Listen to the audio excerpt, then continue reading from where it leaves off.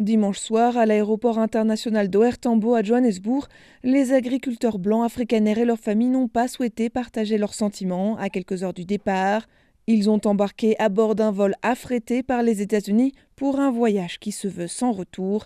Ces 49 Sud-Africains sont désormais réfugiés, un statut qu'ils doivent à Donald Trump. Après avoir gelé le programme d'asile aux États-Unis, le président américain avait en février émis une exception pour les fermiers blancs sud-africains qu'il estime victimes de discrimination injuste dans leur pays. Ces derniers ont même bénéficié d'un traitement de faveur avec ce premier groupe déjà en route pour les États-Unis, seulement 3 mois après l'annonce de Donald Trump, alors qu'en temps normal, la procédure peut prendre des années.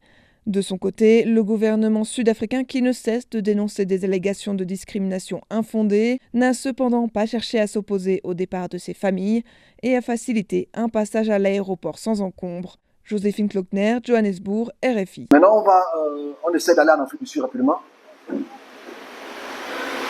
Afrique du Sud, j'ai expliqué ça la semaine passée, mais il y a un problème technique. L'Afrique du Sud va traverser des périodes complexes qui ressemblent aux périodes de révolte de l'apartheid des années 1969, qui vont apporter des troubles dans le pays, pour lesquels les Blancs et les Noirs vont beaucoup en souffrir, parce que les Noirs veulent retourner à leurs racines et reprendre leur terrain ou les terres, entre guillemets. Ça va créer des manifestations et des violences pour lesquelles je souhaite que les white owners puissent vraiment réfléchir s'ils doivent quitter le pays ou pas. Ça va être sanglant. Ça va être très sanglant.